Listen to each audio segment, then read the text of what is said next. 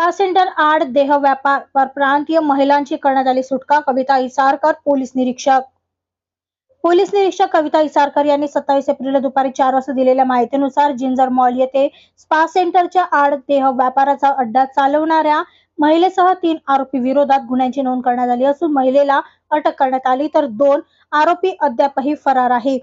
तर यात 3 पीडितांची सुटका करण्यात आली आहे. फरार आरोपींमध्ये मोहम्मद नासिर अब्दुल शकूर भाटी व फिरोज अब्दुल शकूर भाटी यांचा समावेश आहे. 26 एप्रिलला रात्री 9 वाजताच्या सुमारास ही छापामार कारवाई करण्यात आली. याबद्दलची अधिक माहिती पोलीस निरीक्षक कविता इसारकर यांनी दिली आहे.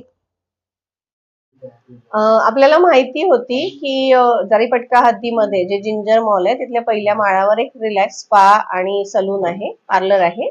तिथे काही परप्रांतीय महिलांना आणल्या जातं आणि त्यांच्या मार्फतीने मसाजच्या व्यतिरिक्त देह व्यापार त्यांच्याकडून करून घेण्यात येतो. त्याच्याकरता त्यांना वेगळे पैसे ग्राहकाकडून अधिकचे पैसे देण्याचं प्रलोभन दाखवण्यात येतं आणि ग्राहकांकडून त्यांना वैयक्तिकरित्या प्रत्यक्ष बक्षीसच्या स्वरूपामध्ये किमान 2000 किंवा त्याहून अधिकची रक्कम देण्यात येते. त्या व्यतिरिक्त त्यांना पगार पण देण्यात येतो, जो की मसाज पार्लर मध्ये त्या काम करत आहे असं त्यांना दाखवलं जातं.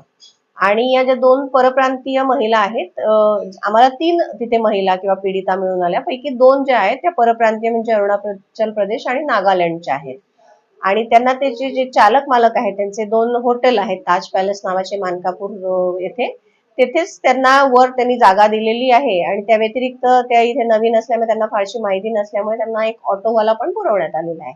आम्ही जी कारवाई केली तिथे आम्ही गेल्यानंतर आमच्या ते लक्षात आलेलं, आम्हाला 3 पीडिता मिळून आलेल्या, जे मी आता सांगितलं त्याप्रमाणे. एक नागपूरची आणि 2 नागालँड आणि अरुणाचलच्या आहे. त्यांना मोठ्या प्रमाणामध्ये पगार पण देण्यात येतो आणि त्या व्यतिरिक्त ग्राहकांकडून त्यांना प्रत्यक्षरित्या बक्षीस पुरवण्यात येतं.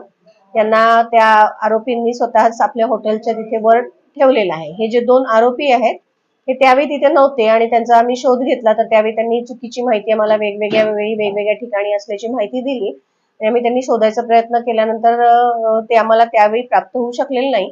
त्या व्यतिरिक्त तिथे एक मॅनेजर होती जी ते चालवत होती, तर ती असे 3 आरोपी ते चालवतात, चालक मालक आणि मॅनेजर असे आहे. मग अटक आरोपीचं नाव काय आहे? याआधी त्यांच्यावरती काही गुन्हे वगैरे दाखल करण्यात आलेले आहेत का? आणि आपला सौदा कितीमध्ये झाला होता? कशा प्रकारे हे लोक सगळं चालवतात, रॅकेट काय? आरोपी 3 आहेत. पैकी अटक फक्त मॅनेजर आहे, रक्षा शुक्ला नावाची मुलगी.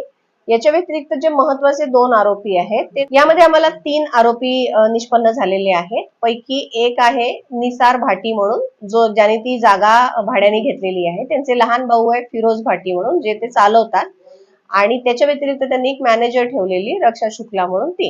हे 2 आरोपी आम्हाला मिळू शकले नाहीत प्रयत्न केल्यानंतरही. आणि रक्षा शुक्ला हिला आम्ही त्यावेळी रात्रीची वेळ असल्यामुळे, महिला असल्यामुळे सूचनापत्र देऊन आज सकाळी पोलीस स्टेशनला बोलवलेलं आहे. किती मध्ये सौदा झाला होता आणि या जे परराज्य महिला आहे किती महिन्यापासून इथे आली होती आणि केव्हापासून हा स्पा चालू होता काय? हे स्पा साधारण सप्टेंबर ऑक्टोबर पासून सुरू आहे. या परराज्यातल्या महिला आता 2 महिन्यापूर्वी आलेल्या असल्या तरी पूर्वी पण तिथेच परराज्यातल्या महिलांनाच बोलवण्यात आलेलं होतं. हे साधारण 2-3 वेळा झालेलं आहे. आता या ज्या महिला आलेल्या आहेत या 2 महिन्यापासून आलेल्या आहेत. आणि याच्यामध्ये सौदा असा असतो की एक बेसिक कॉस्ट जी असते ती दिल्या जाते मसाजच्या नावावर, ती काउंटरवर दिल्या जाते आणि त्यानंतर त्या महिलांकरता ती कोणती महिला आहे त्याच्यानुसार तिला 2000 ते त्याहून अधिकचं बक्षीस देण्यास सांगितलं जातं ग्राहकाला. आणि ते प्रत्यक्ष ती आतमध्ये सेवा पुरवत असताना त्यांना ते बक्षीस प्रत्यक्ष देण्यात येतं.